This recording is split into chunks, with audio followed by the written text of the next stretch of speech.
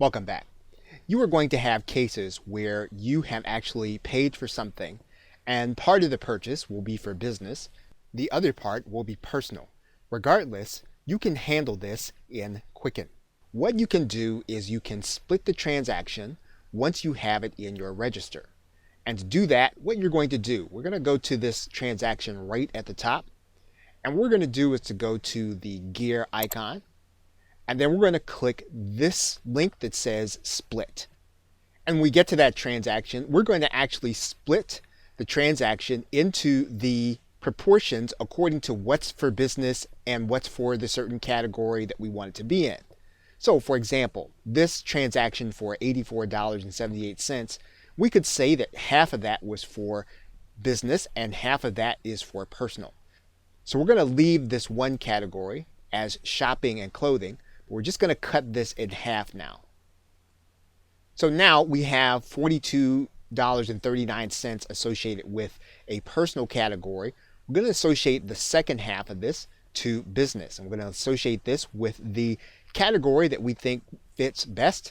Now, just for the sake of this video, we're going to call this a miscellaneous expense, but it's a business expense, and so it'll get categorized into our business. And so what we've done is we basically split this transaction out between personal and business, $42.39 and $42.39. Now what we could do is we could say that half of this transaction, $42.39, is for business, yet it goes into a different category.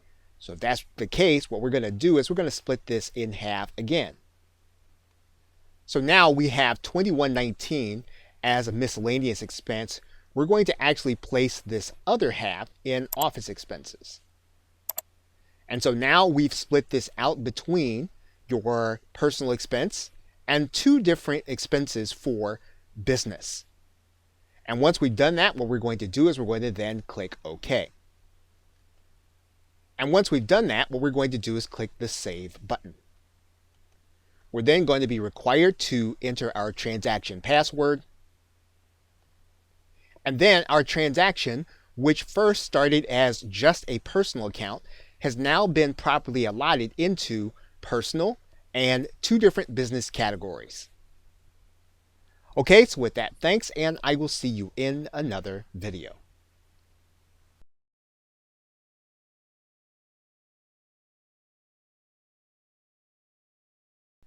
Welcome back. There will be times when you will make a purchase for your business when you have cash with you.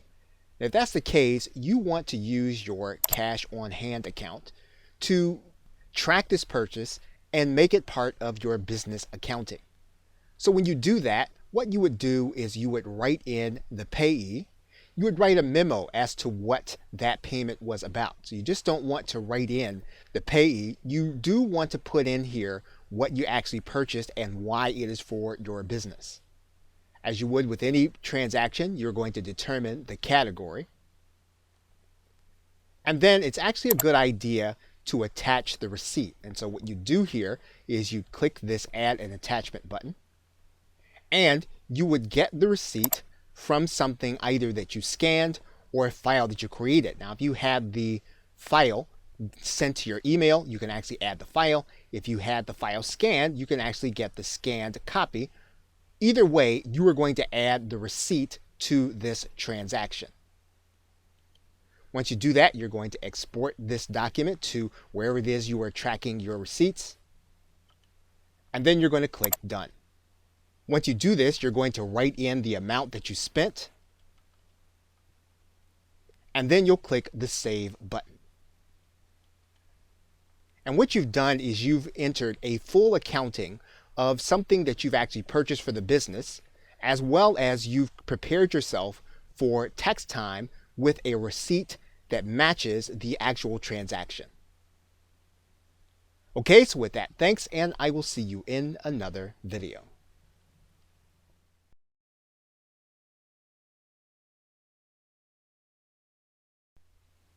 Welcome back. Now, Quicken gives you a number of ways of monitoring the position of your business. If you look across the top tab and you were to look at home, spending, bills, you can click the business tab and you'll have a number of views right in front of you. However, if you've done a very good job of taking care of your recurring payments that will happen in the future, as well as the recurring payments that you have coming in terms of income, you will be able to look at a calendar to determine what your balance will be and when it will be at that level. To do that, you're going to go to the Tools menu, and then you're going to go to the Calendar box. The Calendar box will open up into a screen that will basically tell you what your expected balance will be and when it's expected to be. For example, you'll note that this recurring payment is something that will actually happen in the future, but it's something that we notated here present. And so because this recurring payment will actually come out, we can determine what our cash balance will be going forward, and we'll be able to look at this adjustment anytime that we want to based on the activity that is happening in our business. So once you look at this transaction calendar, what you'll want to do is you'll want to make sure that you add reminders into the register of any recurring payments that are going to happen in the future. And you want to do this for two reasons. First, you'll want to make sure that you're accounting for what will happen in the future. But second, you'll be able to make sure that if you have to move money between accounts, you'll know what's going to happen before it happens by looking at this calendar. And again, if you have been thorough in making sure that you note all of the recurring payments that will happen in the future, you can actually look forward to a future month to determine what your balances will be going into the future. And what this involves is making sure that you are notating recurring transactions on a regular basis. And of course, we can always go back and look at what the balance is exactly today. Now, when we look at this balance, $504 in this particular case, this is all of the balances for all of the cash that we have in all of our accounts. This isn't just one account. If we want to look at a particular account, we'll need to go into look at our account menu to see where the balances are today. Now we can actually look at individual accounts by going to this options area, clicking select calendar accounts, and we can actually determine which accounts are going to be reflected in the calendar. We can make changes as we go. So for example, if we just wanted to only look at one account, we could actually do that. If we wanted to look at only two accounts, we could do that.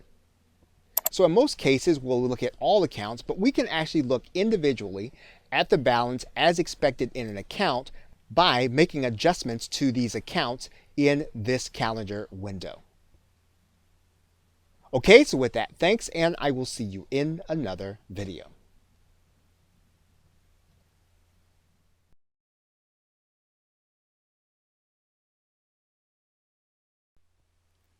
Welcome back.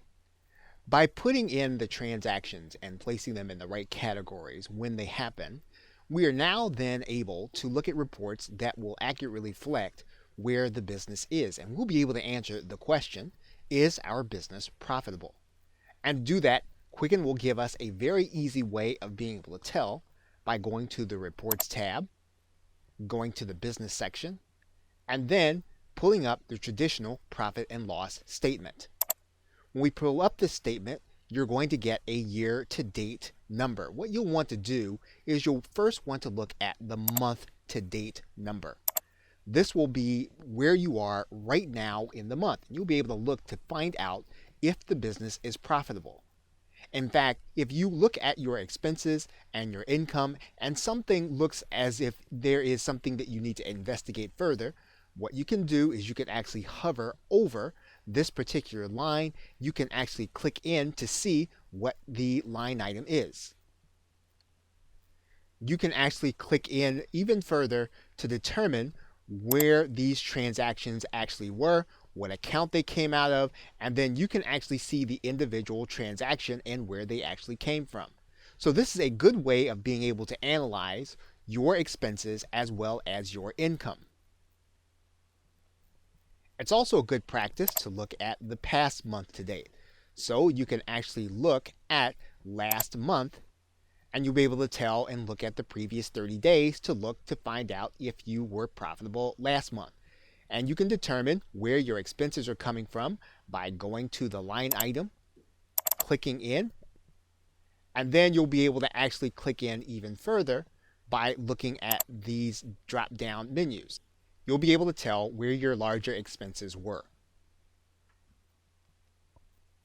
What you can also do is you can look at custom dates, you can look at the last 12 months, or you can look at a period, for example, between the middle of 2 months. You can actually look to find out where you're profitable and where you aren't. Although this data always resides in Quicken, what you can actually do is you can actually print the report, you can actually save it, and then place it into a file where you can back it up in another location. But remember, the key to a good financial statement is making sure that the details that you add in are correct when you categorize the expenses as you experience them. Okay, so with that, thanks, and I will see you in another video.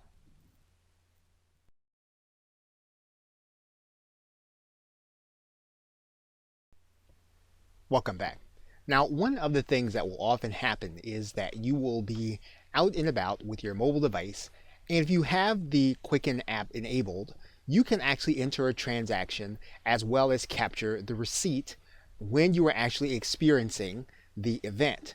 So, for example, if we were to go into a particular account, and let's say that we are going to spend money from our cash on hand account, what we would do is we would actually enter the plus button, and then we would enter the amount of the transaction. Then we would choose a payee, wherever it was that we were. And once we enter the $21 and we enter the payee, we're then going to click Next. That's going to bring us to this screen. And what we're going to do now is we're going to click the camera button. And we're actually going to take a digital image of the receipt. So we're going to click this Take Photo button. We're actually going to, and we're just going to hover over this. This is just a sheet of paper, but it would be a receipt if you were doing it otherwise. We then click Use Photo.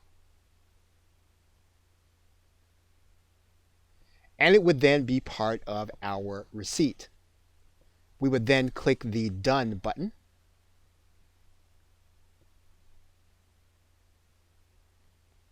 And then the transaction would be added.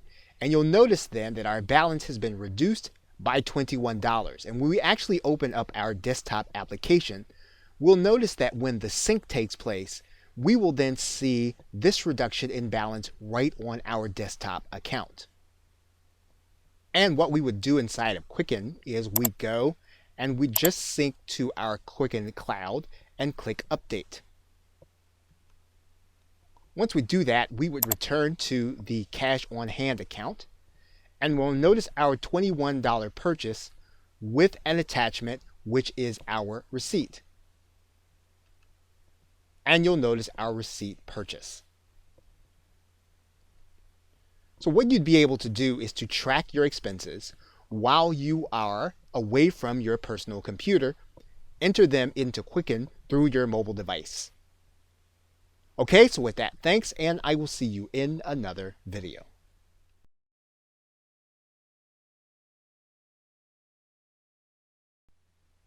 Welcome back.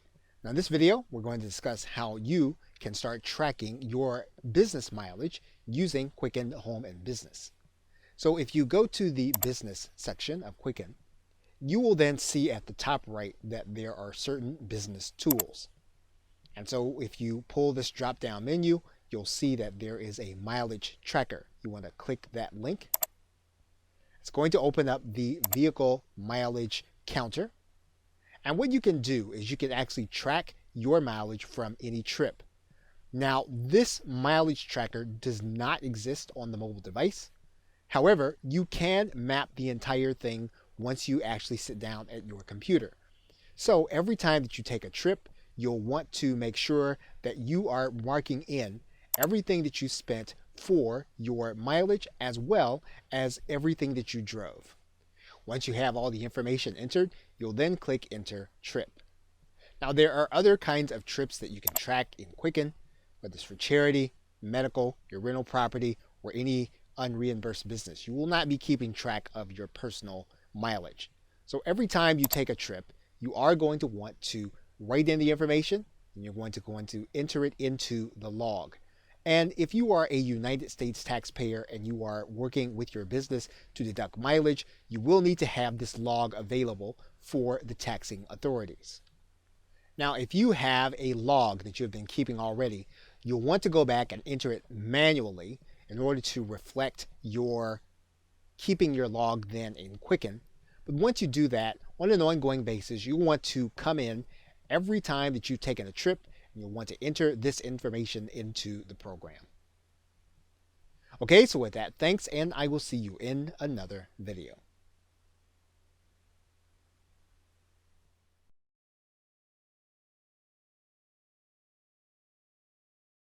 Welcome back. Now, in conclusion, you will have noticed that we have done a lot of syncing to the cloud with our data. And you may ask, is your data actually safe when this happens? And of course, the answer to that is that it depends.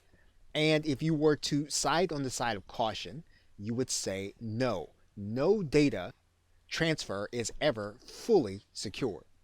So if you are uncomfortable with transferring your data and syncing it to the cloud, Quicken will work without doing so.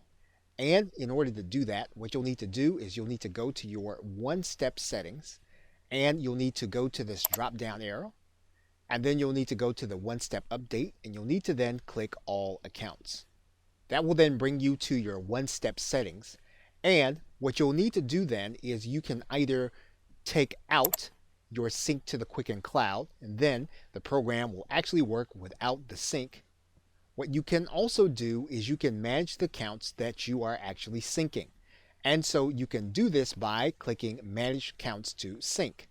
You can then choose the accounts that you will actually have syncing to the cloud so that the only data that you have will be data that you don't mind actually if this data would be stolen or if it were accessed in some way.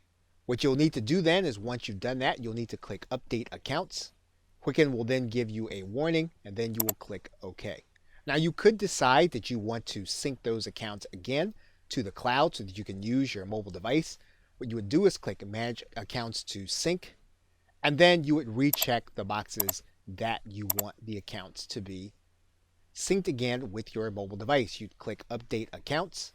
What this means now is that these accounts can be synced, but they will not be part of the one-step updates. If you'd like them all to be part of the one-step update where you click one button and Quicken then syncs to the cloud, you can then click this button. Once you do that, you can then say Update Now. Quicken will then go through a process of making sure that the program knows that you want all of your accounts ready to be synced again, and then your data will be synced to the cloud. So you have total control over whether or not your data is going to be synced to the cloud in order to use your mobile device with it. Okay, so with that, thanks, and I will see you in another video.